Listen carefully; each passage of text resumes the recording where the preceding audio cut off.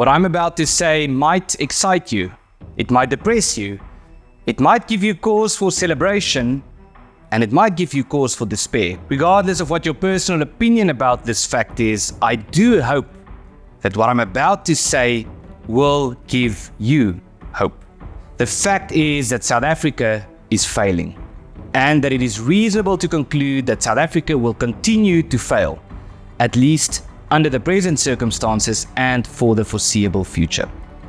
The fact that the ship is headed in the wrong direction has become less important than the fact that the ship is sinking. South Africa has a leadership vacuum, a vacuum that is growing, but the problem with vacuums is that they naturally tend to be filled. And in South Africa, there are many bad actors eagerly seeking to fill the void, including extremist movements, corrupt politicians, and organized crime. This is why it has become more important than ever to reopen the discussion about the future of this piece of land that we know as South Africa. This is not just important for the people living in South Africa, but for the rest of the world and the Western world in particular, because there is a growing consensus that in many ways, South Africa is not behind the rest of the world, but ahead. Ahead in the sense that the communities of South Africa are experiencing problems that many other nations, but Western nations in particular, might experience in the future. And ahead in the sense that we have the opportunity to develop solutions that might contribute to more sustainable political systems elsewhere in the world, and especially to the future of the West. We need to work out what South Africa might become and how to prepare for the worst, but also what South Africa could become and how to work toward achieving the best. And while we do this, we need to take a stance against destructive ideas while advocating for more sustainable and tangible solutions. As a point of departure, we are convinced that a major contributing factor to the crisis in South Africa is the extent to which the country has become politically centralized. And thus, the decentralization of the political system should be a major part of the solution. Decentralization could take many forms, including a federation, different forms of autonomy, and so forth. But the fundamental principle ought to be self-governance, or to put it more plainly, freedom.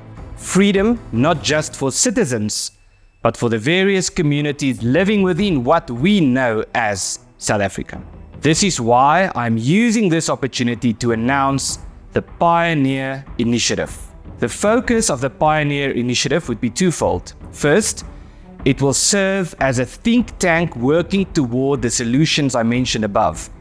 It will determine good and bad scenarios, how to shield us against potential crises, and how to contribute toward potential solutions. Second, it will serve as a pressure group against destructive ideas and in favor of more sustainable solutions. It will work toward garnering support for more sustainable solutions among the various communities and peoples living within South Africa, but also within the international community. I need you to join this initiative by becoming a contributor. We will not have a call center, and we have no intention of calling you except when you want us to call you. You can contribute with a click of a button, and you will be able to stop your contribution with the click of a button. Becoming a contributor will also provide you with the opportunity to contribute to the discussion about the crises that we want to prevent and the solutions that we want to pursue, to the extent that you want to become more actively involved. If you are hesitant, I would encourage you to sign up for just 1 year, which could be cancelled at any time. I am already convinced that within this first year, we will start to deliver on the things that I have mentioned, and that you will have the assurance that your contribution is put to good use. We are already working with some of the best experts in the country and some of the most influential media outlets and podcasters in the world, all of which would be revealed in time as we prepare for the final launch of this initiative in the coming months. But I want to be clear, in order to get this initiative up and running, we would need support. I am going all in, but without your support, the initiative is bound to fail. I'm an Afrikaner. I descend from a people and a family that has lived in South Africa for several centuries, who helped to develop the Cape, who participated in the Great Track, who made the vow of 1838, who established the Boer republics, who fought several wars of independence, who helped to modernize and industrialize the country, who made some mistakes, they were humans after all, but who contributed to leaving something behind of which we can reap the benefits today. I mention this because you, the viewer, also descend from a community and a family with a rich history, and because we have the same responsibility to our descendants. Through this initiative, we intend to work actively toward a sustainable future for the Afrikaner people, but the Pioneer Initiative will work toward this goal in cooperation with other communities while contributing to the same goal for others. This is a preliminary announcement. We have already set up a non-profit company